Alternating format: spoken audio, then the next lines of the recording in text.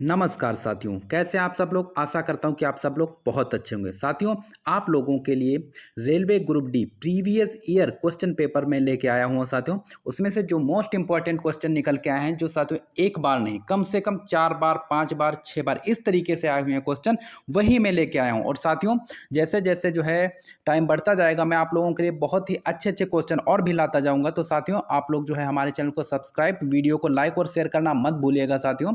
तो चलिए पहले क्वेश्चन से हम स्टार्ट करते हैं। पहला क्वेश्चन कहता है कि किस वेद में जादुई माया और वशीकरण का वर्णन है। जी हाँ, आपको बताना है किस वेद में जादुई माया और वशीकरण का वर्णन है। साथियों जिन लोगों को पीडीएफ चाहिए वो लोग सरकारी रोजगार के जो है टेलीग्राम चैनल पे आए, वहाँ पे पीडीएफ पड़ी हुई है, आप लोग जो है निःशुल्क पा सकते हैं साथियों। और जिन लोगों को यूपीएससी की टेस्ट सीरीज निःशुल्क चाहिए वो लोग भी टेलीग्राम चैनल को ज्वाइन कर लें। जी हाँ, तो इसका सही आंसर साथियों आपका जाएगा ऑप्शन बी के साथ में अथर्ववेद में। जी हाँ, अथर्ववेद में जादुई माया और वशीकरण का वर्णन किया गया है। पढ़ने मत लगना। चलिए नेक्स्ट क्वेश्चन पे आते हैं। अष्टाध्यायी पुस्तक के लेखक कौन है। आपको बताना है अष्टाध्यायी पुस्तक के लेखक कौन है। तो इसका सही जवाब आपका हो जाएगा पाणिनि। जी हाँ, अष्टाध्यायी पुस्तक के लेखक कौन है, तो वो है पाणिनि। अगर हम जो है विष्णु शर्मा की बात करें तो उनकी जो है पंचतंत्र है, विष्णु शर्मा ने पंचतंत्र लिखी हुई है। और अगर बाणभट्ट की बात की जाए तो बाणभट्ट ने जो है साथियों कादंबरी और हर्षचरित, नोट डाउन कर लीजिएगा, मोस्ट इंपॉर्टेंट क्वेश्चन बन जाता है। क्योंकि पुस्तकों से आप देखेंगे जिस व्यक्ति ने प्रीवियस ईयर उठाया है उसको पता चल जाएगा मेरे क्वेश्चन कितने इंपॉर्टेंट है, क्योंकि सारे के सारे वहीं से लिए गए हैं जो आपके लिए जो है रामबाण सिद्ध होने वाले हैं साथियों।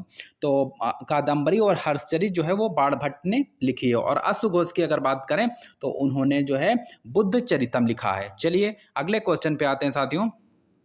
कांग्रेस की स्थापना कब हुई थी। आपको बताना है कि कांग्रेस की स्थापना कब हुई थी। तो इसका सही जवाब हो जाएगा, ये मोस्ट इंपॉर्टेंट क्वेश्चन है, 1885। जी हाँ, ऑप्शन डी के साथ में। कांग्रेस की स्थापना कब हुई थी, 1885 में हुई थी। अब आप लोग जो है, चलिए ठीक है नेक्स्ट क्वेश्चन पे आते हैं। चंपारण आंदोलन की शुरुआत कब हुई थी। आपको बताना है चंपारण आंदोलन की शुरुआत कब हुई थी। साथियों आप लोग वीडियो पूरा देखिएगा, जिससे आपको पता चलेगा कि किस लेवल के क्वेश्चन, मतलब आप लोगों को ज़्यादा सिर्फ आप लोगों को पढ़ना है। यहाँ पे जो है रोजाना जो है 2 वीडियो अपलोड किए जाते हैं, एक साइंस का सरकारी रोजगार पे, एक साइंस का और एक जीके का। और ये सभी प्रीवियस ईयर क्वेश्चंस जो है लिए गए हैं। इससे आप लोगों का क्या होगा ना कि ग्रुप डी में साइंस और जीके, इसमें तकरीबन जो है आपके 25 में जो है 25 मार्क्स जो है आ सकते हैं। क्यों? क्योंकि प्रीवियस ईयर से रेलवे जो है लगभग में 50 से 60% क्वेश्चन जो है प्रीवियस ईयर ही होते हैं। नए क्वेश्चन कहाँ बनाएंगे, प्रीवियस ईयर क्वेश्चन लेते हैं। ठीक है, चौथा नंबर का क्वेश्चन है, आपको बताना है कि चंपारण आंदोलन की शुरुआत कब हुई थी। चंपारण आंदोलन की शुरुआत कब हुई थी। तो इसका सही आंसर है साथियों आपका ऑप्शन सी, 1917 में चंपारण आंदोलन की शुरुआत हुई थी। 5 नंबर के क्वेश्चन पे आते हैं। अमृत क्रांति का संबंध। जी हाँ, आपको बताना है कि अमृत क्रांति का संबंध है। ऑप्शन ए झींगा उत्पादन, ऑप्शन बी नदी जोड़ो परियोजना, ऑप्शन सी रजत क्रांति, ऑप्शन डी लाल क्रांति। तो अमृत क्रांति का संबंध जो है साथियों नदी जोड़ो परियोजना से। ऑप्शन बी आपका एकदम सही है। जी हाँ, ऑप्शन बी आपका एकदम सही है। तो झींगा उत्पादन मतलब झींगा मछली उत्पादन से था। रजत क्रांति साथियों ये अंडा उत्पादन से है। लाल क्रांति जो है वो टमाटर और मांस के उत्पादन से लाल क्रांति संबंधित है। नेक्स्ट क्वेश्चन पे आते हैं। बाणभट्ट किसके दरबारी कवि थे। आपको बताना है कि बाणभट्ट किसके दरबारी कवि थे। तो इसका सही जवाब हो जाएगा ऑप्शन बी, हर्षवर्धन। जी हाँ, बाणभट्ट जो है किसके दरबारी कवि थे, तो वो बाणभट्ट के थे। चलिए अगले क्वेश्चन पे आते हैं। मोस्ट इंपॉर्टेंट क्वेश्चन है, और ये प्रीवियस ईयर में जब देख रहा था तो उसमें तकरीबन जो है 7 से 8 बार ये क्वेश्चन आया हुआ है। जी हाँ, तो नाटो का मुख्यालय कहाँ है। पहली बात तो अगर आप लोगों की तैयारी बढ़िया है तो आप लोग कमेंट बॉक्स में लिखेंगे कि नाटो का फुल फॉर्म क्या है।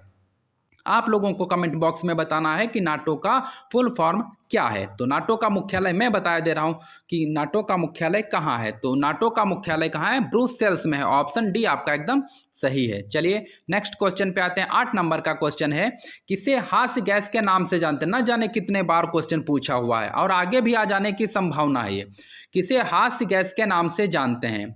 Nitrogen nitrogen trioxide, nitrogen pentaoxide, option C है nitric oxide, option D nitrous oxide. तो इसका सही आंसर जाएगा ऑप्शन डी के साथ में नाइट्रस ऑक्साइड। आपका ऑप्शन डी सही है। तो हास्य गैस के नाम से किसे जानते हैं? तो जानते हैं नाइट्रस ऑक्साइड को। चलिए अगले क्वेश्चन पे आते हैं। 9 नंबर का क्वेश्चन है, निम्न में से कौन सी मिश्रित ग्रंथ है? आपको बताना है कि इनमें से कौन सी मिश्रित ग्रंथ है। जी हाँ, तो ऑप्शन ए आपका है पीयूष ग्रंथि, ऑप्शन बी एड्रिनल ग्रंथ, ऑप्शन सी थायराइड ग्रंथ, ऑप्शन डी अग्नाशय ग्रंथि। तो ये काफी मोस्ट इंपॉर्टेंट क्वेश्चन है। इससे जुड़े हुए और भी क्वेश्चन आते हैं, मैं आगे और भी लाता रहूंगा। तो ये भी कई बार जो है प्रीवियस ईयर में पूछा हुआ है साथियों। तो आप लोग जो है हमारे चैनल को जो है सब्सक्राइब करना और वीडियो को लाइक और शेयर करना मत भूलिएगा।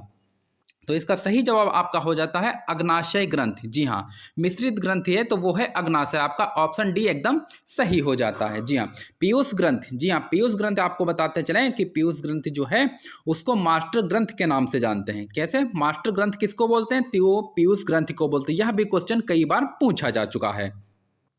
और जैसे आपकी रही थायराइड ग्रंथ, तो आपको बता दें इससे जो है कौन सा हार्मोन, ये कई बार क्वेश्चन पूछा गया है कि कौन सा हार्मोन जो है ये स्रावित करती है। तो वो जो है थायरोक्सिन, जिसको हम T4 के नाम से जानते हैं। जी हाँ, जो आपकी थायराइड ग्रंथ है वो थायरोक्सिन T4 नाम का जो है, और एक और होता है ट्राईआयोडोथायोनिन, ट्राईआयोडोथायोनिन। ये दो जो है हार्मोन जो है थायराइड ग्रंथ स्रावित करती है। ये मोस्ट इंपॉर्टेंट क्वेश्चन बन जाता है। चलिए अगले क्वेश्चन पे आते हैं। 10 नंबर का क्वेश्चन है कि दूध में कौन सी शर्करा पाई जाती है? आपको बताना है दूध में कौन सी शर्करा पाई जाती है। तो इसका सही जवाब आपका हो जाएगा साथियों ऑप्शन सी लैक्टोज। जी हाँ, ऑप्शन सी आपका एकदम सही है। दूध में कौन सी शर्करा पाई जाती है? तो लैक्टोज पाई जाती है। जी हाँ, लैक्टोज शर्करा जो है पाई जाती है। और अगर हम फ्रक्टोज की बात करें साथियों, तो फ्रक्टोज आप लोगों को बताते चलें कि ये शहद में पाई जाती है। जी हाँ, फ्रक्टोज जो है वो शहद में। और सुक्रोज की अगर बात करें तो आप लोग गन्ना खाते हैं, गन्ने का जूस तो पीते ही होंगे ना, चुकंदर है, उसमें जो है सुक्रोज पाया जाता है। और ग्लूकोज की अगर बात की जाए तो जैसे आपका अनाज हो गया और फल हो गया या फिर आलू जो वसा से जिससे जुड़े हुए हैं, तो उसमें जो है वो ग्लूकोज पाई जाती है। जी हाँ, और लैक्टोज तो दूध में पाया ही जाता है। चलिए अगले क्वेश्चन पे आते हैं साथियों। 11 नंबर का क्वेश्चन है कि इंसुलिन का निर्माण कहां पर होता है? आपको बताना है कि इंसुलिन का निर्माण हमारे शरीर में कहां होता है। Option A liver, option B अग्नाशय, option C kidney, option D अस्थि मज्जा। जी हाँ, 11 नंबर का क्वेश्चन है और इसका सही आंसर आप लोगों का हो जाएगा ऑप्शन बी के साथ में। बी एकदम सही है। जी हाँ, इंसुलिन का निर्माण कहाँ होता है? तो वो अग्नाशय में होता है, अग्नाशय ग्रंथि में। चलिए नेक्स्ट क्वेश्चन पे आते हैं। 12 नंबर का क्वेश्चन है, वो काफी इंपॉर्टेंट क्वेश्चन है क्योंकि तकरीबन इससे जुड़े हुए क्वेश्चन कहीं ना कहीं से, जैसे इसमें पूछा गया कि संविधान संशोधन कहां से लिया गया है, तो कहीं से पूछा जाएगा कि कार्यपालिका कहां से ली गई है या राष्ट्रपति का पद कहां से लिया गया है। इस तरीके से क्वेश्चन जो है पूछे जाते हैं और आगे मैं वीडियो में इसी तरह के क्वेश्चन जो है प्रीवियस ईयर में जो आए हुए हैं उनको लगाता जाऊंगा ताकि आप लोगों की तैयारी बेहतर हो सके, आप लोग अपने माँ बाप का सपना पूरा कर सकें और 2025 में सिलेक्शन लें। जी हाँ, 2025 में आप लोग इतनी मेहनत कीजिए कि 2025 में सिलेक्शन हो ही जाए।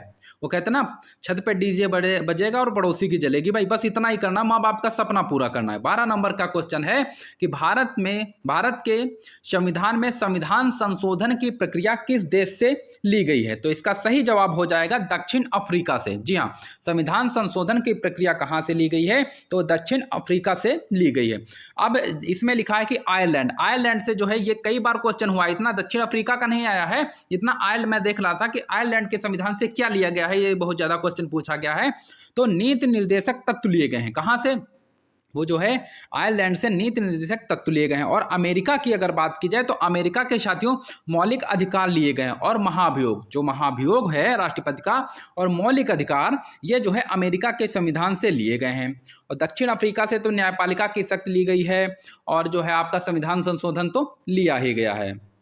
जी हाँ, और इंग्लैंड की अगर बात की जाए इसी के साथ में, तो इंग्लैंड से साथियों जो है संसदीय प्रणाली हमारे देश के संविधान में ली गई है। इंग्लैंड से जो है संसदीय प्रणाली ली गई है। चलिए नेक्स्ट क्वेश्चन पे आते हैं। 13 नंबर का क्वेश्चन है, किस अनुच्छेद में महान्यायवादी का उल्लेख है? आपको बताना है कि किस अनुच्छेद में महान्यायवादी का उल्लेख है। तो इसका सही जवाब आपका हो जाएगा अनुच्छेद 76। जी हाँ, ऑप्शन ए आपका एकदम सही है। अनुच्छेद 76 में महान्यायवादी का उल्लेख किया गया है। चलिए नेक्स्ट क्वेश्चन पे आते हैं। 14 नंबर का क्वेश्चन है, खट्टे पदार्थों में कौन सा अम्ल पाया जाता है? जी हाँ, आपको बताना है कि खट्टे पदार्थों में कौन सा अम्ल पाया जाता है। तो इसका सही जवाब हो जाएगा आपका ऑप्शन डी। जी हाँ, सिट्रिक अम्ल जो है वह खट्टे पदार्थों में पाया जाता है। फार्मिक अम्ल कहाँ पाया जाता है? तो वो चींटी के डंक में जो है फार्मिक अम्ल पाया जाता है। चलिए नेक्स्ट क्वेश्चन पे आते हैं। 15 नंबर का क्वेश्चन है, इंपॉर्टेंट क्वेश्चन है आपका।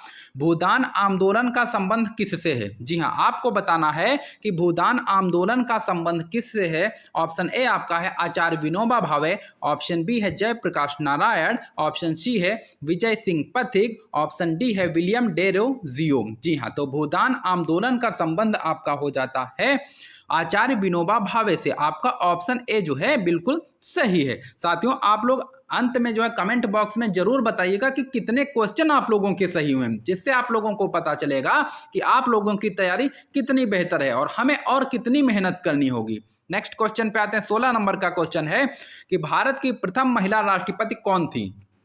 जी हाँ, भारत की प्रथम महिला राष्ट्रपति कौन थी? सरोजिनी नायडू जी, इंदिरा गांधी जी, प्रतिभा देवी सिंह पाटिल जी या फिर मीरा कुमार? तो इसका सही जवाब आप लोगों का हो जाएगा ऑप्शन सी, प्रतिभा देवी सिंह पाटिल। इनका कार्यकाल आप लोगों को बताना है कि इनका कार्यकाल किस सन से किस सन तक रहा है। अगर आप लोगों को पता है, माँ की कसम है आप लोगों को, आप लोग कमेंट कीजिए, आप लोगों की तैयारी और बेहतर होगी।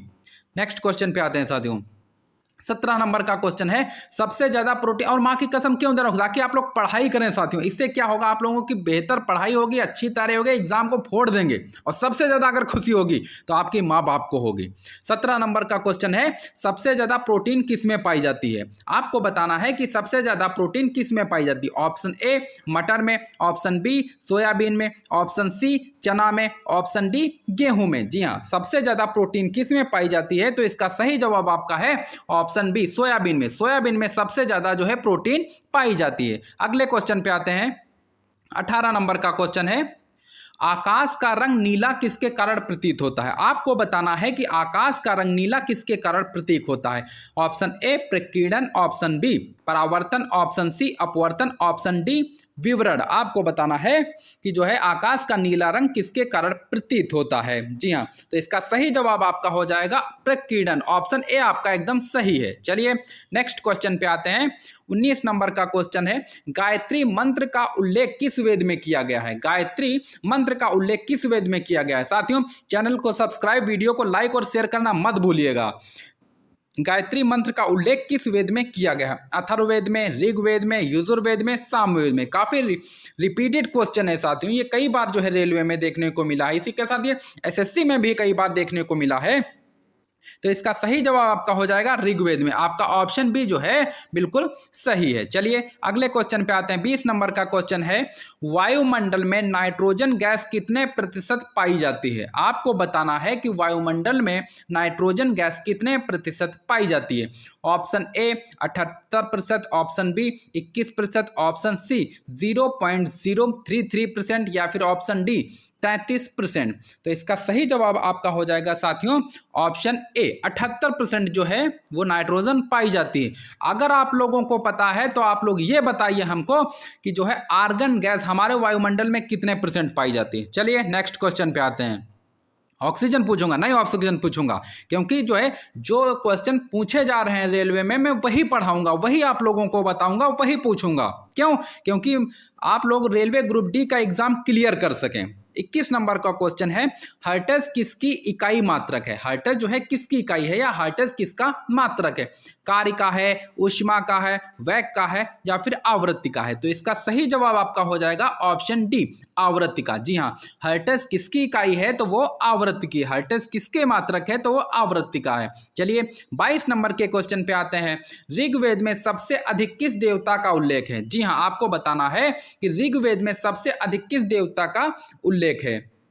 तो तो इसका जो है ऑप्शन ए है Rudra, option B Agni, option C Indra, option D Varuna. जी हाँ, ऋग्वेद में सबसे अधिक किस देवता का उल्लेख है? तो इसका सही जवाब आपका साथियों हो जाएगा ऑप्शन सी, इंद्र का जो है उल्लेख सबसे ज्यादा जो है किया गया है। साथियों, आप लोगों को आपके माँ बाप की कसम, आप लोग बेहतर पढ़ाई कीजिए और सिलेक्शन लीजिए 2025 में। रेलवे ग्रुप डी फोड़ के रख दीजिए, मतलब हमें सिर्फ पास नहीं होना, टॉप करना है। मतलब साइंस, जिसकी साइंस बेहतर होगी, जिसकी जीके बेहतर होगी, जो प्रीवियस ईयर पढ़ेगा उसी का सिलेक्शन होगा।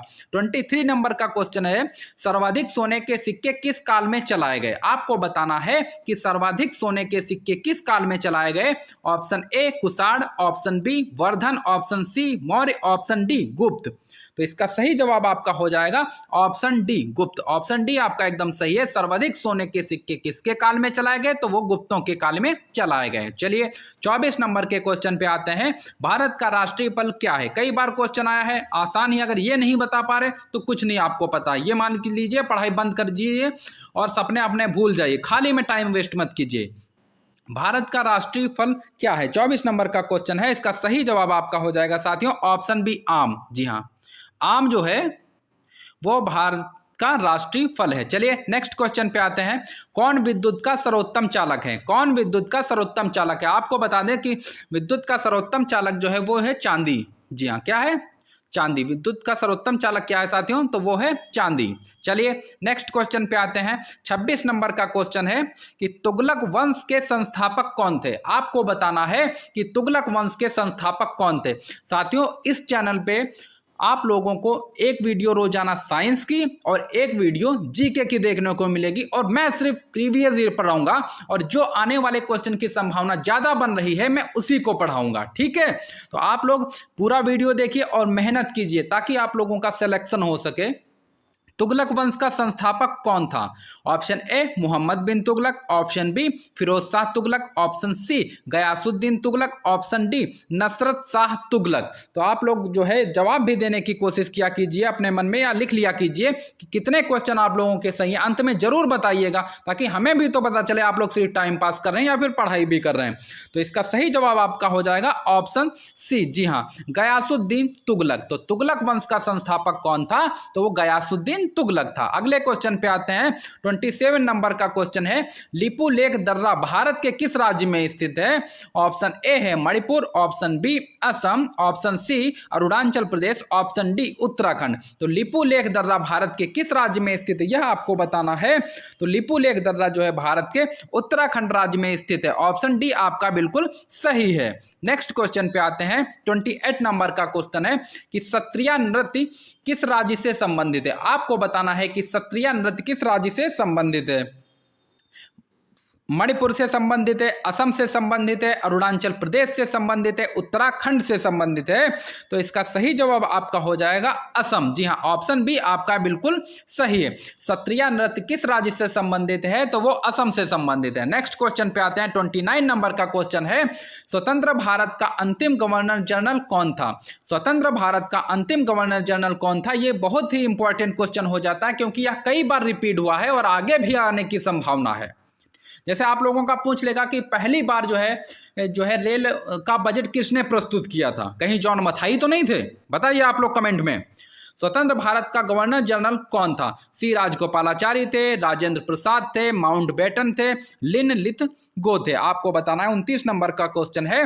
तो स्वतंत्र भारत का अंतिम गवर्नर जनरल कौन थे? तो वो थे सी राजगोपालाचारी। आपका ऑप्शन ए बिल्कुल सही है।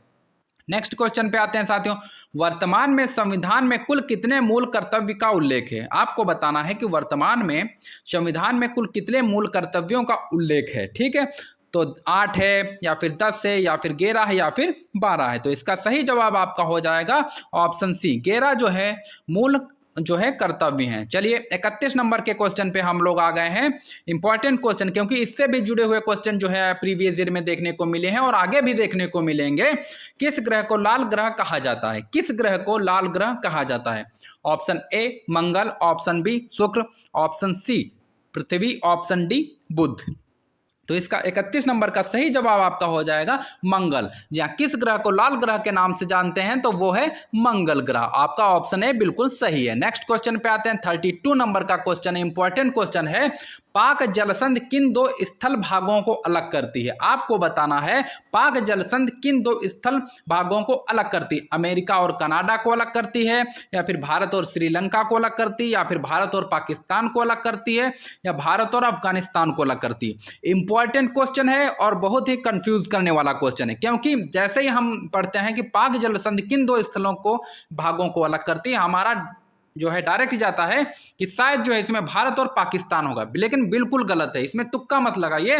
ये पाक जलसंधि जो है वो भारत और श्रीलंका के मध्य में होती है। आपका ऑप्शन बी बिल्कुल सही है। तो ध्यान रखिएगा, पाक जलसंधि जो है भारत और श्रीलंका के स्थल भागों को अलग करती है। 33 नंबर का क्वेश्चन है कि पक्षियों के अध्ययन को क्या कहता है? मैं इससे जुड़े हुए जो है एक वीडियो लाऊंगा जो मोस्ट इंपॉर्टेंट आप लोगों के लिए होगा, क्योंकि आप लोगों को 1 से 2 क्वेश्चन जो है इन पक्षियों के अध्ययनों से जो है या फिर किसी भी जो है अध्ययनों से देखने को इसके मिलेंगे, जो साइंस का मोस्ट इंपॉर्टेंट जो है पार्ट है। तो पक्षियों के अध्ययन को क्या कहते हैं? Option A psychology, option B ornithology, option C pomology, या फिर ऑप्शन डी साइटोलॉजी। जी हाँ, तो इसका सही जवाब आपका हो जाएगा ऑर्नियोथोलॉजी। जी हाँ, आप लोगों को बताना है कि साइटोलॉजी में किसका अध्ययन किया जाता है। अगर पता है, अगर माँ बाप का सपना पूरा करना है, आप लोग पढ़िए, आप लोग बताइए कि साइकोलॉजी जो है में किसका अध्ययन किया जाता है। अगले क्वेश्चन पे आते हैं। इंडिया स्ट्रगल किसकी पुस्तक है? बहुत इंपॉर्टेंट क्वेश्चन, वाह भाई वाह, बहुत इंपॉर्टेंट क्वेश्चन है। इंडिया स्ट्रगल के रचनाकार पुस्तक के कौन है? आपको बताना है। 34 नंबर का क्वेश्चन है। सुभाष चंद्र बोस हैं, एनी बेसेंट हैं, अरविंद घोष हैं, अबुल कलाम आज़ाद हैं। तो इसके जो है इसके पुस्तक के लेखक कौन है? सुभाष चंद्र बोस जी हैं। ऑप्शन ए आपका बिल्कुल सही है। साथियों, आप लोग बताइए कि एनी बेसेंट जो है, एनी बेसेंट ने जो है कौन सी पत्रिका लॉन्च की थी भारत आकर? पता है आप लोगों को? नहीं पता है फिर भी मैं बता देता हूँ। पता है तो बहुत अच्छी बात है, आप लोगों का सिलेक्शन कोई नहीं रोक सकता। इनको नहीं पता, मैं बता दे रहा। न्यू इंडिया नाम की पत्रिका जो है एनी बेसेंट जी ने लिखी थी। द एसेंट विजडम, ये इनकी पुस्तक थी, नोट डाउन कर लीजिएगा, ये आया हुआ है क्वेश्चन आपका। द जो है एसेंट विजडम जो है ये एनी बेसेंट जी की पुस्तक है। न्यू इंडिया जो है यह इनकी एनी बेसेंट जी की पत्रिका है। चलिए अगले क्वेश्चन पे आते हैं। लाल बहादुर शास्त्री जी का समाधि स्थल है। आपको बताना है कि लाल बहादुर शास्त्री जी का समाधि स्थल है। तो इसका सही जवाब आपका हो जाएगा साथियों ऑप्शन ए के, ऑप्शन बी के साथ में विजय घाट। जी हाँ, और अभय घाट किसकी है? कहीं मोरारजी देसाई की तो नहीं है? बताइए आप लोग, मैं सही कह रहा हूँ कि गलत कह रहा हूँ? अभय घाट किसकी है? मोरारजी देसाई की तो नहीं है? हाँ बताइए भाई। चलिए ठीक है। तो साथियों, आप लोगों को हमारा वीडियो कैसा लगा आप लोग जरूर बताइए कमेंट में। और साथियों, अगर हमारा वीडियो आप लोगों को अच्छा लग रहा है तो वीडियो को जो है शेयर करना मत भूलिएगा साथियों, और चैनल को सब्सक्राइब जरूर कीजिएगा। आप लोग देखते हैं लेकिन सब्सक्राइब नहीं करते, बहुत गलत बात है ना। मैं भी तो आप लोगों के साथ बहुत ज़्यादा मेहनत कर रहा हूँ, इतने 15 सालों के प्रीवियस ईयर क्वेश्चन उठा के देखता हूँ, तब जाकर के कहीं इतने जो है मोस्ट इंपॉर्टेंट क्वेश्चन में लेकर आता हूँ आप लोगों के सामने। तो आप लोग चैनल को सब्सक्राइब जरूर कीजिएगा, वीडियो को लाइक और शेयर जरूर कीजिएगा। चलिए धन्यवाद साथियों।